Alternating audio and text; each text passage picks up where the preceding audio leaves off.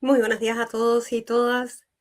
Chile está en una situación bastante impactada por el alza de los combustibles, más de 600 pesos promedio, ¿cierto? Van a subir bencinas y diésel. Están en este momento en el Congreso las medidas, el paquete de medidas propuesto por el gobierno para paliar de alguna manera el alza también de las parafinas y otras medidas para ayudar a las personas más vulnerables frente a esta situación provocada por una situación internacional, pero también otra interna. Hay situaciones políticas, además, que cruzan toda esta discusión. Sobre esos temas vamos a conversar con el senador Iván Flores, quien está con nosotros hoy día. ¿Cómo está, senador? Muy buenos días. Mónica, encantado de conversar con usted.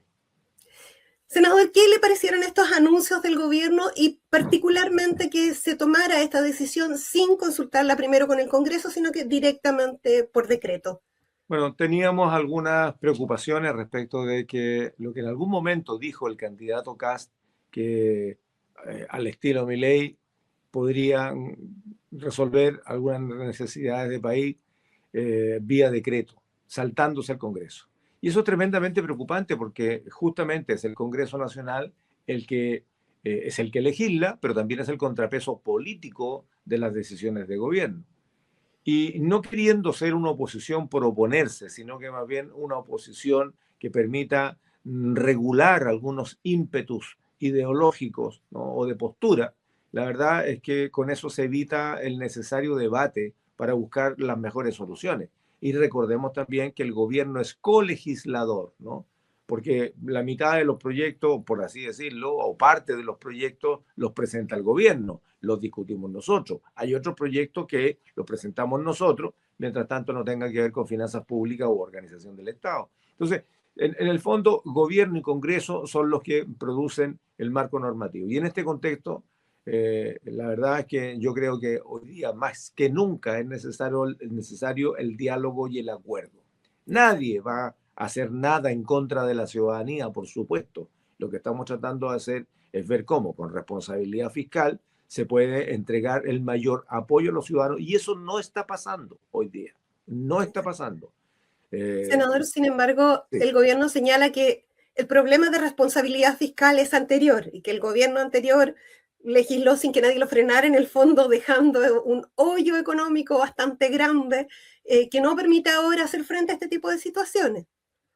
La verdad es que, a ver, no es así, porque el Senado estuvo empatado en el periodo anterior y por lo tanto perfectamente podían haber hecho el punto a través del Senado y no se hizo. Yo también creo que el gobierno anterior, que no fue un gran gobierno, ¿no? Fue un gobierno que más bien fue acomodando su discurso y su accionar de acuerdo al momento, ¿no? Eh, Creo que debió haber priorizado antes, y lo dijimos, ante el escenario que se veía venir, ante un PIB tendencial, yo lo dije hace, yo no solamente yo, otros colegas también lo dijimos, algunos especialistas, el PIB tendencial estaba marcando que en los próximos años el crecimiento iba a ser de alrededor del 2%, o sea, economía estancada. Y mientras tanto eso ocurra, lo que había que hacer, más que una reforma tributaria que suba los impuestos, era ver cómo, en definitiva, quienes trabajamos paguemos los impuestos. O sea, la elusión y la evasión era lo que por un lado genera una fuga y un desbalance entre los gastos y los ingresos, por un lado. Por otro lado, la guerra frontal que había que dar contra los abusos. Fíjese que el caso de las licencias médicas, Verónica, fueron 3.000 millones de dólares defraudados al fisco producto de que el Estado pagaba este subsidio de licencia no habiéndose necesitado, la usaron para pasear, ¿no? Funcionarios públicos fueron esos, ¿no? La mayoría. Sí, pero ojo, en el caso de los funcionarios públicos se detectó que fueron alrededor de 25.000. Se calcula que hay 80.000 personas que en el mundo privado que usaron el mismo mecanismo. Y ese es un monto completamente desconocido. Entonces, de los 9.000 millones de dólares que se gastan, perdón, de los 9 millones de licencias médicas que llegamos a tener en el momento peak versus 2,5 millones, más o menos, que es la tradición, la cifra tradicional, la verdad es que hay un universo gigantesco y eso viene tanto del mundo público como del mundo privado. O sea, nos llenamos de gente fresca, derechamente. Exacto. O sea, Bueno, había un desorden, ¿no? Hay un desorden y de alguna manera el discurso del gobierno es que hay que terminar con ese desorden y empezar a tomar decisiones que son muy duras y muy drásticas. La decisión del MEPCO de abrir, ¿cierto?, este gasto directo a la comunidad, ¿tenía alternativa desde la perspectiva de usted? O sea, si hubieran conversado en el Congreso, ¿se habría llegado a alguna otra alternativa? sí, sí, yo creo que sí. O sea, todos entendemos y de hecho, acuérdense que no es mérito de este gobierno intentar ordenar. El tema de las licencias médicas se empezó a ordenar hace más de un año en cuanto fue descubierta y fue Exacto. descubierta por la Contraloría, no fue descubierta por otros entes fiscalizadores o revisores que podían haberlo hecho, lo descubrió la Contraloría.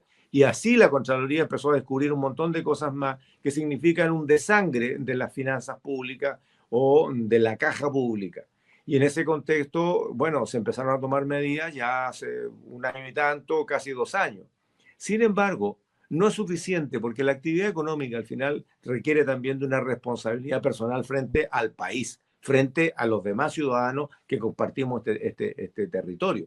Y en ese contexto, vuelvo a decir, no era subiendo los impuestos, sino que era haciendo que formalicemos la actividad económica. Nosotros tenemos una altísima tasa de informalidad laboral. Alrededor de la mitad, se mueven las cifras, ¿no? Pero alrededor de la mitad de los empleos son informales, por lo tanto, no pagan impuestos, no tienen previsión muchas veces y finalmente el Estado igual tiene que atenderlos en el hospital, hayan aportado al sistema, no hayan aportado al sistema. Si alguien no aporta, ¿cierto? Sea con su sistema de seguro de salud, sea FONASA, sea UNISAPRE, o al sistema previsional en general, o sencillamente tributando. La verdad es que entonces la pregunta es, ¿y cómo le hacemos? Bueno, ahí entonces viene el aporte que hacen la minería, que hace la exportación agrícola, que son las dos primeras actividades económicas y todos los servicios.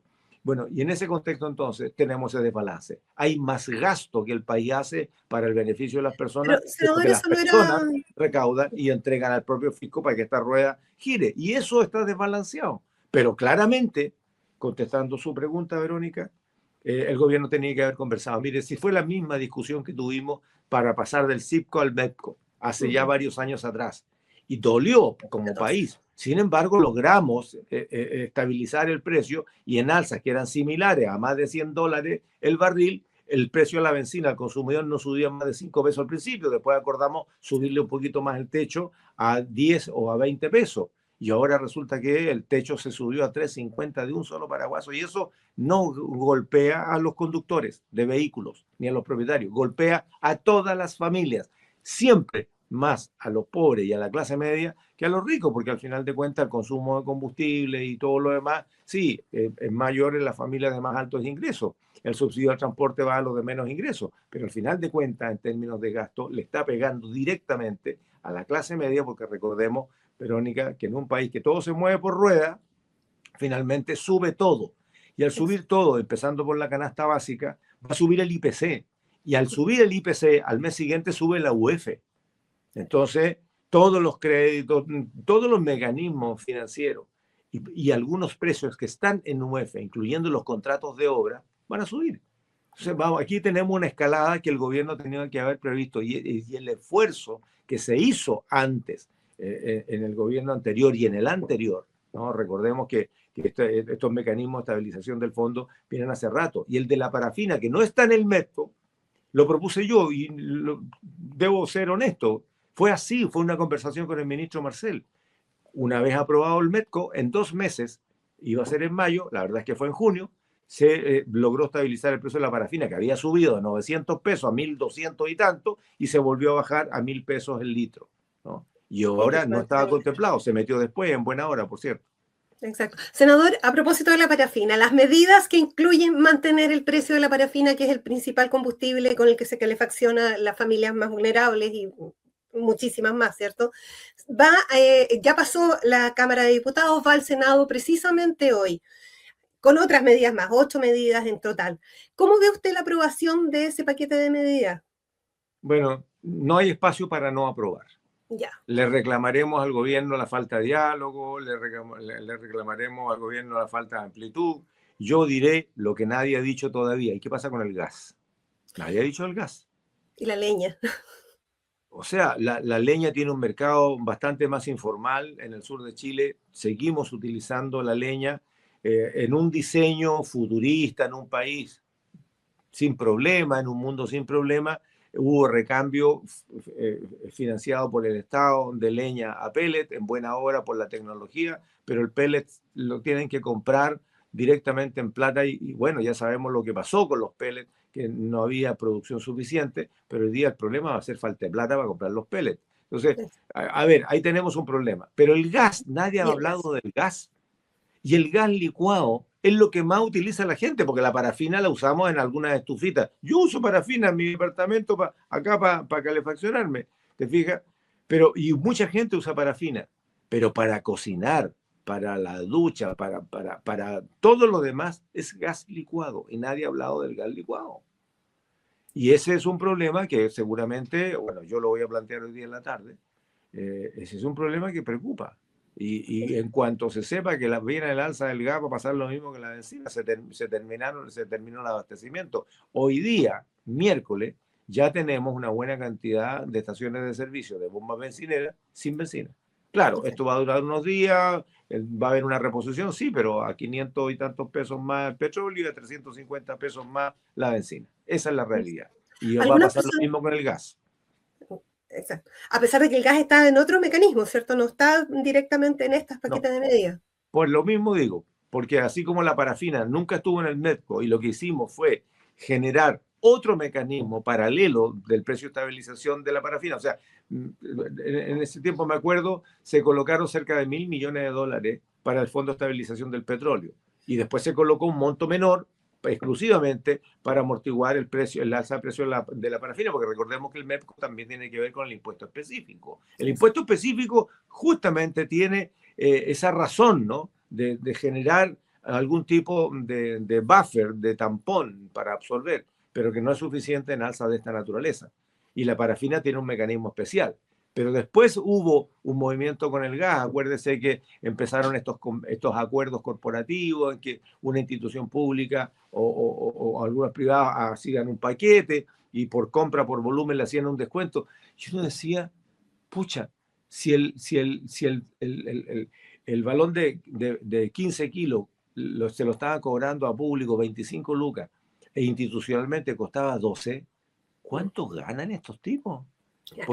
Porque, o sea, el mayor consumidor no puede ser los funcionarios de un municipio o los funcionarios de una institución pública o los funcionarios en fin, el mayor gasto es la ciudadanía en Chile en general. Entonces, ¿cómo le bajan el precio a un grupo de funcionarios, 1.000 funcionarios, los de cualquier ministerio, los de agricultura, ya está, ¿te fijas? Y no le bajan el mismo valor a la ciudadanía en general que consumen el mismo gas y en mucho mayor volumen, porque era la mitad del precio. Ese bono Exacto.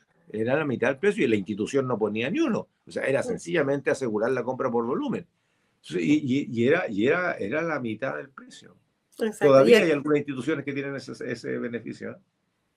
Claro, y quedó ahí pendiente todo eso. Acuérdese también todo el tema del gas a precio justo y todo que tuvimos el año No, pasado, hace un pero año y medio, eso que es fue un otro tema. escándalo, porque la cifra del costo del solamente el mandar a hacer los balones fue escandaloso. Exactamente. Escandaloso. Senador, sí. Muchas personas dicen que a lo mejor en vez de esta subida de una sola vez y tan dura, debería haberse hecho como se hizo en años anteriores, donde todos los jueves subía un poco la benzina, eh, Ese es el que MEPCO. era común. Pero es lo mismo, ¿no? No es más fácil, no es más No, rápido a tomar medidas drásticas de una sola vez y no estar, como decía el presidente Casta ayer, comprando popularidad por hacer algo que demora. sí, pero hoy día se pusieron al precio real del barril, subiendo 350 pesos la benzina y 500 y tantos pesos el diésel, pero la guerra no ha terminado. La guerra sigue y puede que dure semanas o meses o quién sabe qué. Y por lo tanto, entonces, esta alza es una alza y puede que haya más.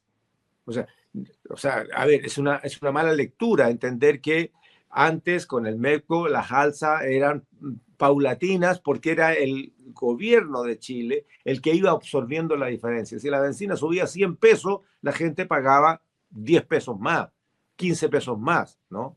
20 llegó a pagar cuando hubo un alza, no me acuerdo si fue por Katrina o algo así, pero siempre había un mayor subsidio del Estado, era el Estado el que absorbía el mayor alza y el ciudadano pagaba un pequeño porcentaje. O sea, en ese contexto, ya vuelvo a decir, si la benzina subía 100, a las personas le subía 10 y se le puso un techo al alza. Bueno, Exacto. hoy día el techo se lo traspasaron directo al consumidor. Se están corrigiendo algunas cosas, entiendo que se agregó ayer tarde o se va a agregar hoy día este bono que hay de 100 lucas, que tampoco es demasiado importante para gente que anda todo el día detrás del volante, como son Claro, los taxis los colectivos. Se está taxistas. agregando el transporte escolar. Y en el caso del transporte público se dijo que iba a congelarse la tarifa hasta diciembre. Pero ¿y las regiones qué? Dijeron, el fondo espejo. Sí, pero el Sí, fondo espejo hoy día es parte del presupuesto de los gobiernos regionales y no solamente lo utilizan para cosas de transporte. Con esa plata que entra a la caja del gobierno regional, que es más o menos un 25% o hasta un 30% del presupuesto total del gobierno regional, lo utilizan para un montón de cosas cuando los gobiernos no actúan como deben actuar en las regiones. Por ejemplo, el gobierno regional de Los Ríos, 1.000 millones de pesos para fomentar el trabajo de la pequeña agricultura, porque INDAP no tenía plata para poder dar apoyo a los pequeños agricultores. Eh, ¿Cuántos fueron? 2.000 millones de pesos creo que fueron para salud, para poder comprar equipamiento para el sistema de red hospitalaria, porque el ministerio no estaba mandando lo que se necesitaba. Se exacto. estaban pagando honorarios para poder mejorar la lista de espera. O sea, el gobierno regional empieza a reemplazar la responsabilidad del gobierno central, ¿no? Y le está entonces condicionando que no puede hacer cosas que particularmente alguna u otra región requiere, sino que tiene que empezar a reemplazar el Estado. Es como un Exacto. Senador, multiministerio pequeño. sin embargo, Y claro. ahora, fíjese, le están diciendo, no, si el mayor costo de transporte lo van a absorber a través del fondo espejo. Pues si el fondo espejo ya existe, es parte, a no ser que decidan colocar un nuevo fondo espejo, y eso no está claro todavía, lo iremos a saber Aumentar hoy los en la fondos. tarde. Sí. Senador, sin embargo, lo que está atrás de todo esto es que no hay fondos, ¿cierto? Que no hay recursos. De hecho, una publicación bastante polémica del mismo gobierno dice que un Estado en quiebra, han salido a desmentirlo algunos de los ministros, El pero que mismo la situación ministro es Quirós lo crítica. desmintió, pues. Claro, O sea, es ni siquiera saber usar los términos correctos. Que hay un sobrecalentamiento de la economía, que hay una dificultad de la caja que permita mantener el financiamiento del rol subsidiario del Estado, porque si todos tuviéramos plata suficiente, iríamos a puras atenciones privadas, colegios privados, hospital privado, en fin, transporte privado. Pero hay gente que no puede, entonces por esa razón hay un subsidio, por eso es que hay una educación pública, hay una salud pública, hay subsidio a la vivienda, en fin. Y eso se obtiene producto del ingreso, de lo que debemos pagar todos los ciudadanos como impuestos, ¿no? Y en ese contexto eso está faltando ya. de acuerdo al gasto que estamos llevando. Claro, O sea, hay que ordenar la casa y hay que ordenar la caja, sin duda. Pero este traspaso brutal, despiadado que se hace de una sola vez para absorber un alza, a mí me parece que es tremendamente peligroso porque le va a pegar, tal vez peor que en la pandemia, a las MIPIMES. Si la MIPYME no es que diga, mire, ¿sabe qué más? Ahora en vez de irme en auto me voy a ir en un carrito al lado de la bicicleta. No, porque la leche le va a llegar más cara, la harina le va a llegar más cara, la luz le todo. va a llegar más cara. Hay un alza ahora en el mes de abril y en Exacto. aquellas localidades como la isla Guapi, donde se necesitan echar a andar un generador a petróleo o algunas antenas de telecomunicaciones, todo eso va a subir. Exacto. Senador, sabemos que se tiene que ir también y antes de despedirnos, no podemos dejar de preguntarle por la decisión del gobierno de no respaldar la candidatura de la expresidenta Bachelet a la ONU. ¿Qué le parece a usted y qué le parece el momento de tomar esa determinación también? En el fondo, el Estado, el gobierno, un nuevo gobierno, se asume dos grandes polémicas, dos flancos ahí en los cuales está respondiendo. Mira, a mí me da mucha tristeza que un gobierno, cualquiera sea, eh, permita tal vez abrir un flanco tan penoso que le quite la posibilidad tal vez por única vez a Chile de tener la conducción del organismo multilateral más importante y más gravitante del planeta. Naciones Unidas, no es las Naciones Unidas que se reúnen de tanto en tanto en Nueva York. Naciones Unidas tiene más de 30 instituciones tremendamente relevantes para el buen comportamiento del planeta. O sea, por solo decir la FAO, por ejemplo, con todos sus programas de apoyo, con todo la asistencia técnica que hace montones de países, incluyendo Chile. Aquí tenemos la oficina regional para América de la FAO. La OMS, la Organización Mundial de la Salud, en la conducción de pandemias, la investigación de las nuevas enfermedades, en el asesoramiento a los gobiernos, en fin, en fiscalizaciones que tienen que hacer. La ACNUR para los refugiados, la OIT, la organización, la OMC, en fin, 30 y tantas instituciones reguladoras, investigadoras, asesoras, dependen de Naciones Unidas. Y teníamos la posibilidad de que una mujer chilena, por primera vez una mujer hubiese sido la secretaria general, y su propio país le quita el piso, y ahora ella, yo leí ayer su comunicado, es muy delicado, es muy, yo diría, respetuoso de una decisión que ella no comparte, pero que la respeta, producto de una cuestión ideológica y de postura. No la apoyaron por ser de izquierda, así de simple. Pero Señalaron también pasaron por encima de la posibilidad real que teníamos de tener una mujer que ya ha ocupado cargos muy altos en Naciones Unidas de ser la primera secretaria general para el mundo. y Y tenía eso, posibilidades reales con la oposición de Estados Unidos desde antes.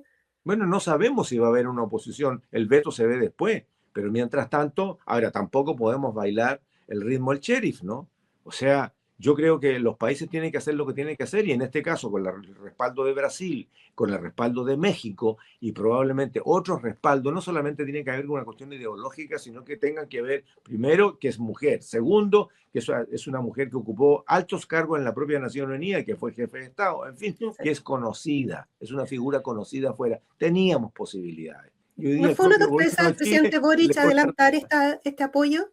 ¿Perdón? ¿Fue una torpeza del presidente Boric adelantar este apoyo? No, no, no, para nada. Era el momento de hacerlo y lo hizo, porque estas son cuestiones de Estado. Mire, cuando se discuten asuntos de relaciones exteriores en términos generales, y eso pasa con todos los gobiernos, es el presidente de la República el único que representa la posición de Chile frente a los demás países. Siempre se ha establecido así. Por lo tanto, las decisiones que toma el presidente de la República son decisiones de Estado y en muy pocas ocasiones se le ha cuestionado, ¿no? Siempre en las comisiones de relaciones exteriores, por lo menos en la Cámara y en el Senado, siempre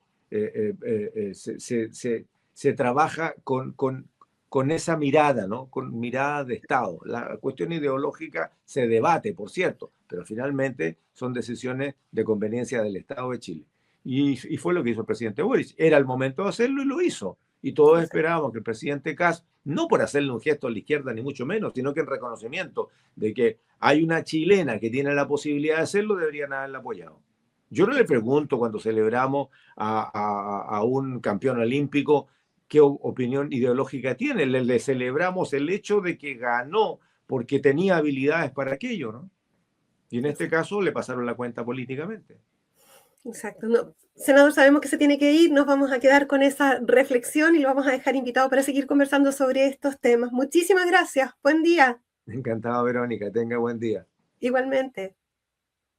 Hablábamos con el senador Iván Flores acerca de la decisión del gobierno de el alza de las bencinas, modificando el MEPCO, ¿cierto? Una situación que él dice que es brutal y que va a afectar muchísimo a las familias más pobres. Hoy día se discute en el Senado el paquete de medidas para, de alguna manera, paliar esa situación. También respecto de quitar el apoyo a la presidenta Bachelet en su postulación a la ONU. Señala él que fue un error, que no se debió hacer. Todos son temas para reflexionar, están hoy día en agenda, los invitamos a informarse a través de nuestros medios. Gracias.